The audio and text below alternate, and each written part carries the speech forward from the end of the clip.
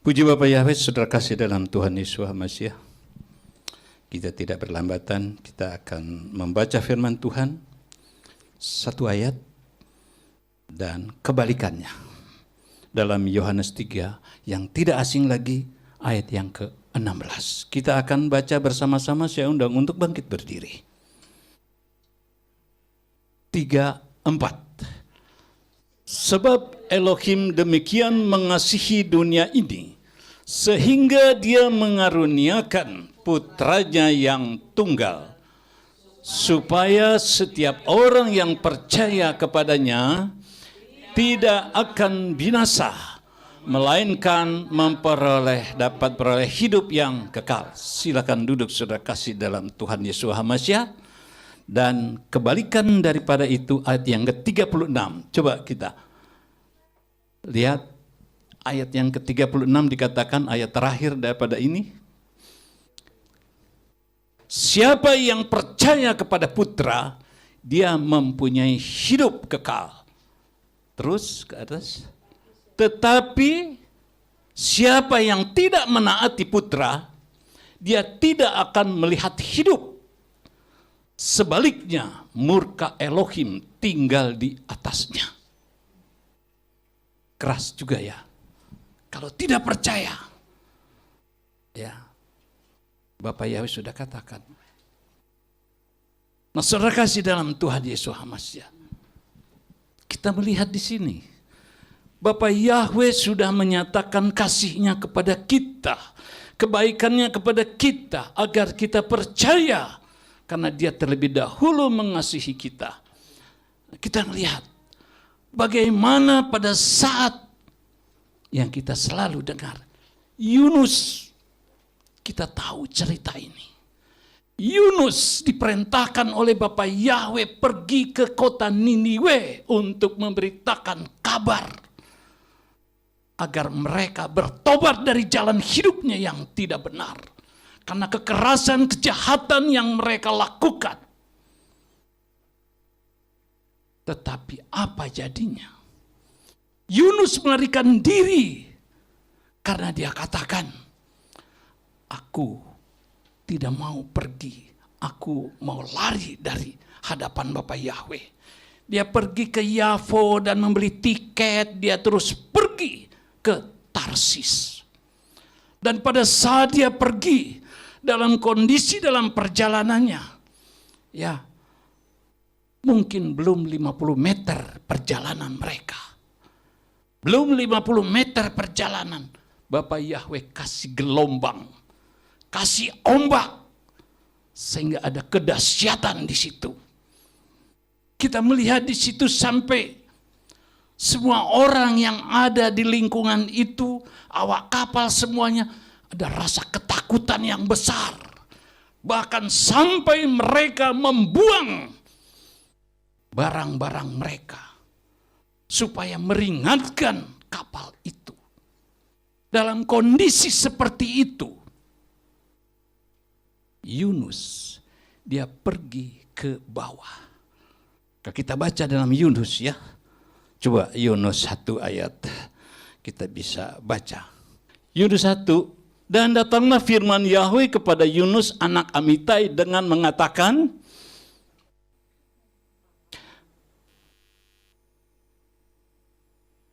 bangunlah, pergilah ke Niniwe, kota yang besar itu, berbicaralah dengan keras kepada mereka, bahwa kejahatan mereka telah sampai ke hadapanku. Namun, bangkitlah Yunus untuk melarikan diri dari hadapan Yahweh menuju Tarsis, dan dia pergi ke Yafo, lalu mendapatkan kapal yang akan berangkat ke Tarsis. Dan dia membayar biaya perjalanannya, lalu turun ke bagian dalam kapal itu untuk pergi bersama-sama dengan mereka ke Tarsis, jauh dari hadapan Yahweh. Terus maka Yahweh menurunkan angin kencang ke atas laut, dan terjadilah badai yang dahsyat ke atas. laut sehingga kapal itu terancam hancur. Lalu para awak kapal menjadi ketakutan dan masing-masing orang berteriak kepada ilahnya. Dan mereka melemparkan barang-barangnya yang di dalam kapal, mereka barang-barangnya yang ada di dalam kapal ke laut untuk meringankan kapal itu.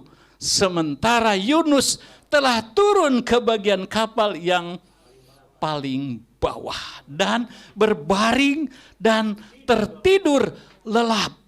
Terus maka datanglah kepadanya nahkoda kapal dan berkata, bagaimana mungkin engkau tidur dengan nyenyak?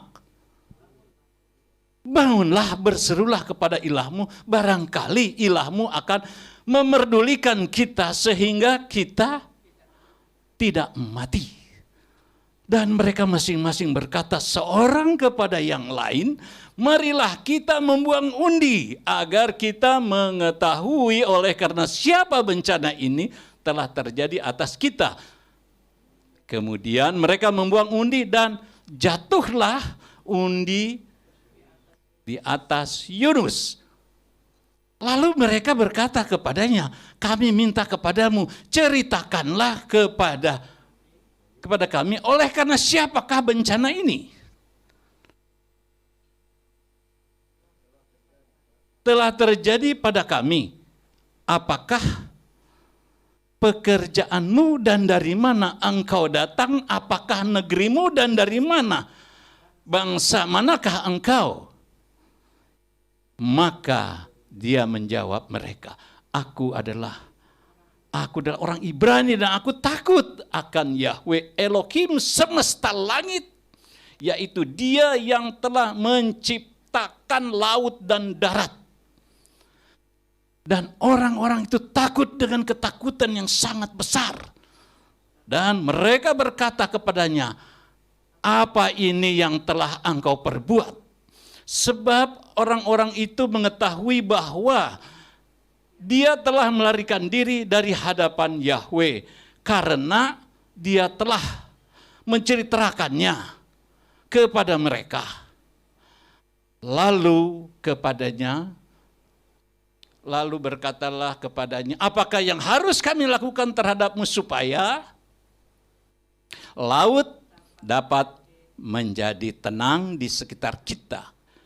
Karena laut makin bergelora, maka dia berkata kepada mereka, angkatlah aku dan lemparkanlah aku ke laut, ke dalam laut.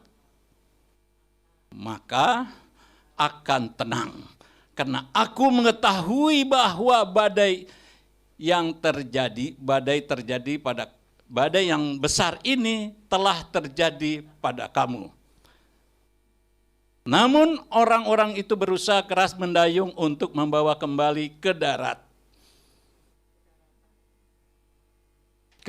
tetapi mereka tidak mampu karena laut makin bergelora hebat menghempas mereka. Karena itu mereka berseru kepada Yahweh dan berkata, kami memohon kepadamu ya Yahweh, janganlah biarkan kami mati karena nyawa orang ini, dan janganlah menanggungkan ke atas kami darah orang yang tidak bersalah. Karena Engkau ya Yahweh telah bertindak sesuai dengan apa yang Engkau kehendaki. Lalu mereka mengangkat Yunus dan melemparkannya ke dalam laut. Dan laut pun menjadi tenang.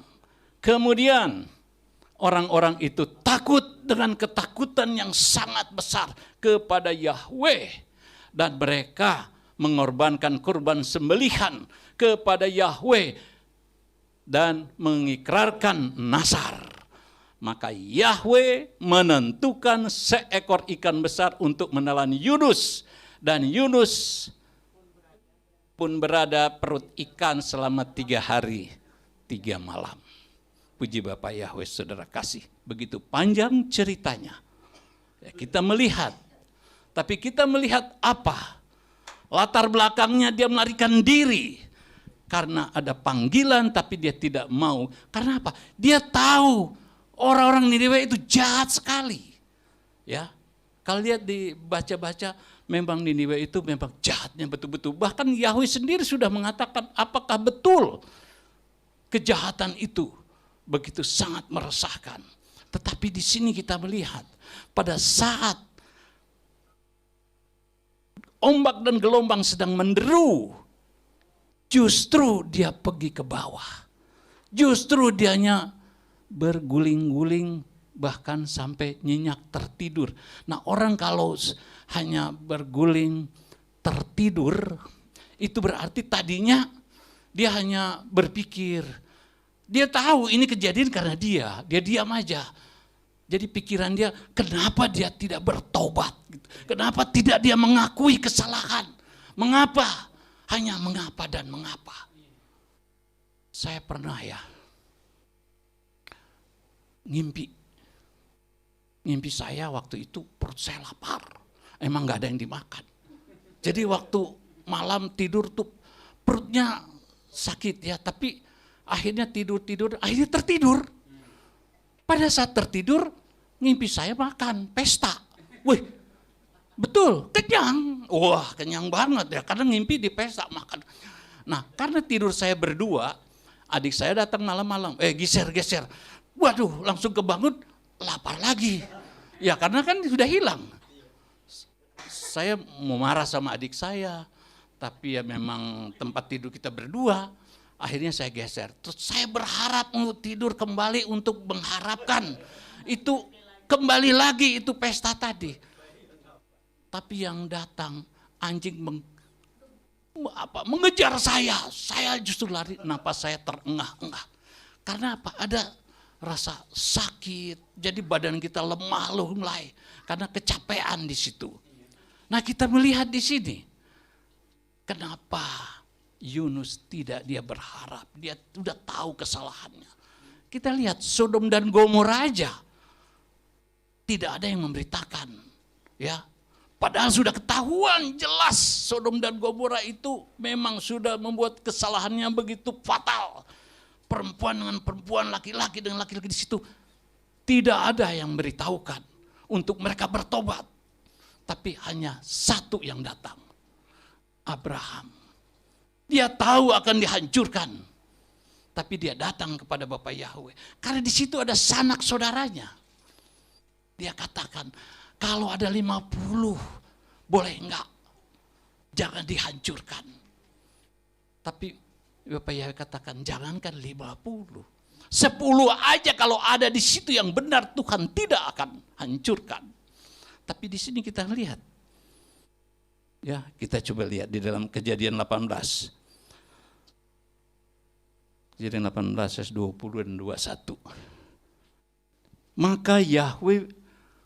Maka Yahweh berfirman, betapa banyaknya keluh kesah tentang Sodom dan Gomora, dan dosa mereka sudah terlampau berat. Aku akan turun sekarang dan melihat apakah benar seperti keluh kesah orang yang telah masuk kepadaku, mereka telah melakukannya semuanya. Dan jika tidak, aku mengetahuinya. Jadi Bapak Yahweh sendiri katakan, sudah mengatakan seperti itu. Dan ayat yang 26 dan 27, coba kita lihat. 26 dan 27 dia katakan,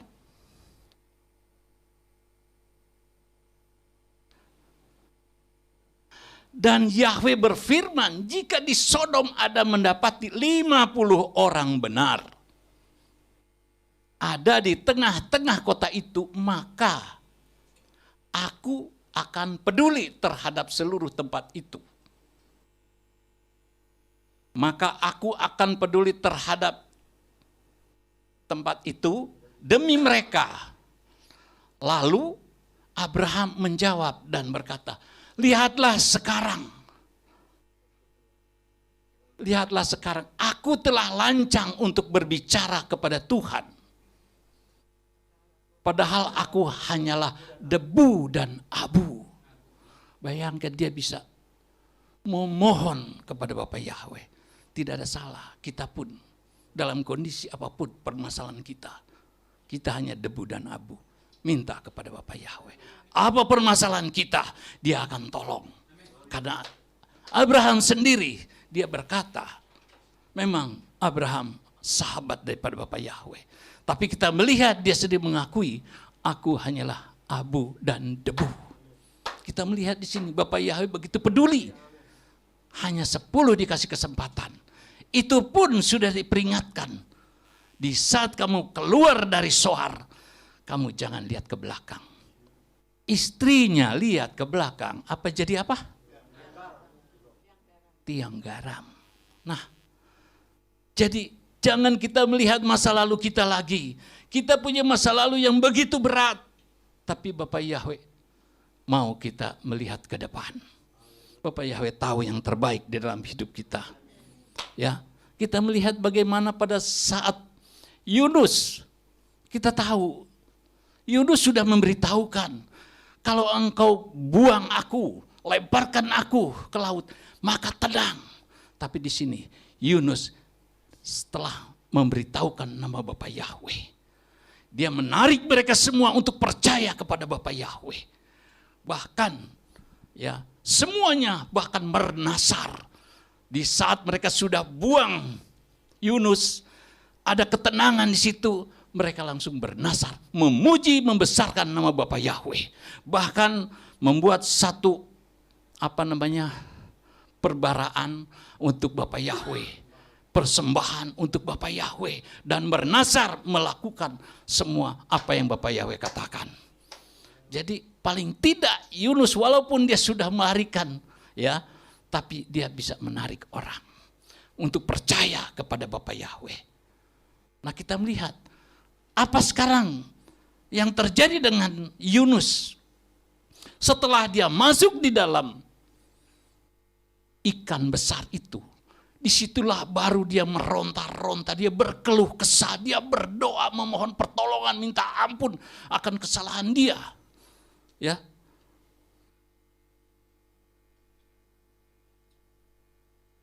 Kalau ayat kedua dari Yunus kedua, di situ kita lihat doa daripada Yunus, kita melihat. Lalu Yunus berdoa kepada Yahweh Elohimnya dari dalam perut ikan itu. Ia berkata, aku berseru dari kesukaranku kepada Yahweh, dan dia menjawab aku. Dari tengah-tengah alam maut, aku menjerit, dan engkau mendengar suaraku. Karena engkau telah melempar aku ke dalam yang dalam, ke tengah lautan. Dan keluapan air telah meliputi aku semua. Gelombangmu telah melingkupi aku. Kemudian aku berkata, aku terbuang dari hadapanmu. Terus, bagaimana aku dapat lagi memandang ke tempat suci kekudusanmu? Air telah menutupi aku, bahkan nyawaku. Tempat yang dalam meliputi aku. Rumput-rumput laut telah melilit kepalaku. Aku telah turun ke dasar gunung-gunung perut bumi dengan palang-palangnya.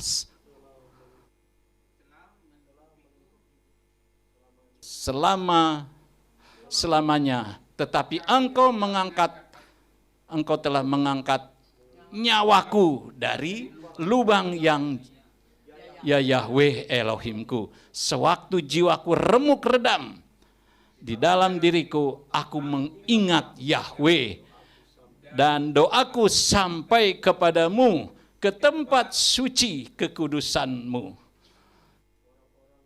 Orang-orang yang memberikan penghormatan kepada berhala-berhala kesia-siaan telah meninggalkan kesetiaan mereka, tetapi aku dengan suara ucapan syukur kepadamu, apa yang telah Biarlah aku berkorban kepadamu apa yang telah kunasarkan aku akan membayarnya. Keselamatan adalah milik Yahweh. Dan berfirmanlah Yahweh kepada ikan itu, dan ikan itu memuntahkan Yunus. Nah, kita lihat di sini. Ayat yang ke-8 tadi, orang-orang di kapal itu, ilah-ilahnya sudah dihancurkan. Sehingga mereka menyembah Yahweh Elohim. Karena Yunus sudah berdoa, sehingga ilah-ilah mereka sudah tidak ada lagi. Sudah mereka satu kapal itu sudah menyembah kepada Bapa Yahweh. Itu doa daripada Yunus, dan Bapa Yahweh juga mendengarkan semuanya. Nah, kita lihat betapa kasih Bapa Yahweh begitu dalam ya, untuk menyatakan, karena Bapa Yahweh tidak mau ada orang yang binasa. Bapa Yahweh mau semua orang diselamatkan. Kita melihat bagaimana Yesus dalam 3 hari dalam perut bumi, kemana? Kita juga tahu. 1 Petrus 3 ayat 19. Dia pergi menginjil kepada orang-orang yang pada saat Nabi Nuh tidak taat. Dan disitulah dia memberitakan firman. Dia menginjili orang-orang yang tidak taat pada zaman Nabi Nuh. Jadi orang juga bertanya, mengapa Bapa Yahweh dalam Adonai Yeshua HaMashiach dia pergi menginjili orang-orang yang tidak taat? Karena Bapa Yahweh tidak mau ada yang binasa. Ya, karena kasihnya kepada kita. Kita lihat, bukankah kalau dalam kita seringkali baca 2 Tawarikh 7 ayat 14, umatku yang atasnya namaku disebut merendahkan diri, dan dia akan memulihkan semuanya. Jadi kalau sungguh-sungguh kita juga dalam kehidupan kita, adapun permasalahan apapun bentuknya, permasalahan baik dalam pekerjaan, dalam rumah tangga, kalau kita kembalikan kepada Bapa Yahweh, Bapa Yahweh akan pulihkan semuanya.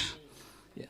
Saudara kasih dalam Tuhan Yesus HaMashiach, kalaupun kita ditempatkan di mana saja, kita berdoa tempat itu agar kita juga ada sukacita, ada damai sejahtera di tempat di mana kita ditempatkan. Dalam Yeremia 29 ayat yang ke-7. Yeremia coba 29 ayat yang ke-7. Dan usahakanlah damai sejahtera kota yang aku telah membawa kamu ke sana, ke dalam pembuangan, dan berdoalah kepada Yahweh demi dia, karena damai sejahteranya adalah damai sejahtera bagimu. Jadi dimanapun kita ditempatkan, kita doakan tempat itu. Dan damai sejahtera daripada Bapa Yahweh melingkupi kita di mana kita ditempatkan. Haleluya. Kita melihat Bapa Yahweh selalu menolong, selalu memberkati, selalu mengingat akan kebaikan yang Bapa Yahweh berikan bagi kita. Karena Bapa Yahweh katakan, dia tidak akan lalai menepati janjinya. Ya. Itu juga selalu kita dengar di tempat sini ya. Bagaimana di dalam 2 Petrus 3 ayat 9. 2 Petrus 3 ayat 9. Dikatakan di sini, Tuhan tidak menunda akan janjinya sebagaimana beberapa orang menganggapnya penundaan. Sebaliknya, dia bersabar terhadap kita karena tidak menghendaki seorang pun binasa, melainkan supaya semua orang beroleh pertobatan. Bapak Yahweh minta Niniwe sampai dapat diselamatkan. Kalau kita membaca terus, ya ini Yunus itu ada tertulis, Bapak Yahweh tidak menghendaki adanya kebinasaan, tapi mau menyelamatkan semua orang. Nah, kita banyak yang orang yang di kapal ya. Saya ingat pada waktu saya dari Priuk mau ke Padang, naik kapal Batanghari. Di situ kita bawa kendaraan ke Padang. Selama 3 hari saya nggak bisa makan karena ombaknya gede, kapalnya kecil. Jadi waduh, boro-boro makan. Sulit sekali, tapi karena saya diberikan dikasih oleh petugas Karena saya dititipkan, saya hanya bisa minum susu aja, nggak bisa makan. Sampai ke Teluk Bayur, ke Padang. Begitu berat, ya. Jadi saya merasakan ombak karena kapalnya kecil. Kalau Manado ada Me Abeto, itu besar. Jadi bisa kita dulu 3 hari 3 malam Padang, 2 hari 3 malam, 2 hari ke Padang itu ya. Tapi kalau ke Manado itu 9 hari dulu. Jadi kalau kita bangun tidur lihat laut, bangun lagi lihat laut. Nah itu waktu juga kalau kita mandi ada jam. Jangan sampai lewat jam 5 sore. Kalau kita mandi jam 5 sore, itu air asin bukan air tawar lagi yang kita dapat. Iya. Jadi ya memang ada peraturannya. Nah saya mengalami itu ya tahun 74. Nah, kita merasakan ya betapa Bapak Yahweh begitu baik di dalam hidup kita. Nah apa yang kita petik dari semuanya ini? Kita melihat Bapak Yahweh juga memberikan dalam Matius 7 ayat 12 dan 14. Coba kita lihat Matius 7. Oleh karena itu, segala apa saja yang kamu inginkan agar manusia lakukan kepadamu, demikian jugalah kamu lakukan kepada mereka. Karena inilah isi Torah dan kitab para nabi. Masuklah melalui pintu gerbang yang sempit. Karena lebarlah gerbang dan lapanglah jalan yang menuju kepada kebinasaan. Dan melaluinya adalah banyak. Sebab sempitlah gerbang dan sesaklah jalan yang menuju kepada kehidupan. Dan mereka yang mendapatkannya adalah sedikit. Kita melihat di sini. Kalau kita mau keenakan daging, jalannya ada kebinasaan. Karena banyak keinginan-keinginan apa kita bisa. Tapi kalau kita mengikuti firman, kita masuk ke dalam jalan yang sempit itu, banyak hal yang harus kita jaga. Kita tidak boleh iri, tidak boleh dengki kepada orang yang berhasil. Kita selalu waspada di dalam hidup kita. Selalu berserah, berharap kepada Dia. Apapun yang kita terima, ya kita hanya berserah, berharap kepadanya. Saudara kasih dalam Tuhan Yesus Hamasiah, saya selama 5 bulan, baru 1 minggu ini, saya bekerja bawa kendaraan. Baru 1 minggu. Selama ini pakai motor. Saya bersyukur Bapak Yahweh begitu baik. Dalam kondisi saya seperti ini, Bapak saya ingat, kemarin majikan saya tumben baik. Dia kasih makanan, ya sisa dari dia tapi masih utuh 1 gitu. Saya lihat, tapi udah sampai di rumah, ini buat kamu. Aduh, terima kasih Bu. Saya terus berpikir, wah udah mulai baik ini. Karena Bapak Yahweh selama ini ya, saya dihadapkan dengan masalah. Tapi Bapak Yahweh sudah jamah hatinya, dan selalu saya doakan juga supaya apapun yang saya alami, saya percaya Bapak Yahweh mengetahui semuanya.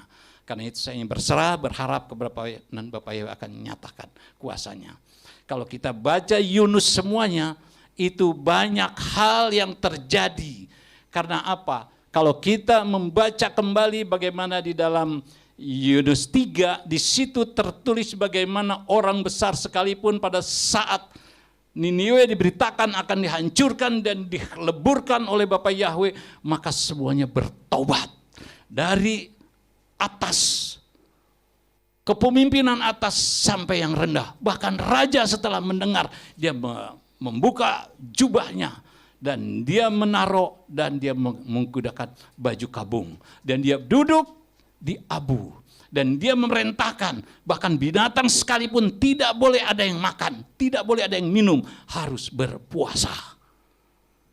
Dan dia juga katakan, segala manusia di sana harus berbalik ya daripada jalan-jalannya yang jahat.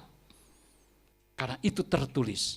Dan kalau kita baca di Yunus keempat, Di situ pun Bapak Yahweh udah katakan kepada Yunus, bagaimana pada saat Yunus dalam kondisi dia sedang ada satu tempat, dia pergi dari tempat itu dan dia diam di pondok, dan pada satu ketika Bapak Yahweh berikan pohon untuk menudungi dia punya kepala, karena mungkin dia botak, saya nggak tahu ya. Dia karena panas, karena pada saat itu dia ditutupi, dia senang sekali ada pohon itu. Tapi Bapak Yahweh sesuai dengan kehendak Bapak Yahweh, besoknya pohon itu mati dimakan sama ulat. Dan pada saat itu juga marahlah Yunus. Bapak Yahweh katakan, kenapa engkau harus marah? Apakah karena pohon ini engkau tidak menumbuhkan, engkau tidak memberikan pertumbuhan? Kenapa engkau tidak menanam, tidak menumbuhkan, tapi engkau marah? Apalagi Bapak Yahweh katakan, di Niniwe ada 120.000 orang, bahkan ternak-ternaknya begitu banyak. Bagaimana aku tidak mengasihi mereka yang mereka bertobat dari jalan hidupnya. Mereka selalu memohon, minta ampun akan dosa dan salah mereka. Bagaimana aku tidak menyayangi mereka. Rencana-rencana Bapak Yahweh akhirnya dihilangkan, tidak jadi dilakukan ke Niniwe. Nah, begitu juga dalam hidup kita. Apapun permasalahan hidup kita, kalau kita kembalikan kepada Bapak Yahweh, kita mohon ampun, kita berdoa, kita berlutut, kita mohon segala sesuatu yang pernah terjadi dalam diri kita, kita kembalikan pada Bapak Yahweh untuk hidup yang benar, jalan yang sungguh-sungguh, Bapak Yahweh akan pulihkan hidup kita seluruhnya. Ayat yang terakhir, Roma 10, itu pun selalu ada di sini. 10, 1 dan 3. Saudara-saudara, tentu saja kesenangan hatiku dan permohonanku kepada Elohim demi Israel adalah untuk keselamatannya. Sebab aku memberi kesaksian terhadap mereka bahwa mereka memiliki kecemburuan Elohim, tetapi bukan atas dasar pengenalan. Sebab dengan tidak memahami kebenaran Elohim dan dengan berusaha untuk menegakkan kebenarannya sendiri, mereka tidak tunduk kepada kebenaran Elohim. Puji Bapak Yahweh, firman tidak saya panjangkan. Cuman ini saja, haleluya.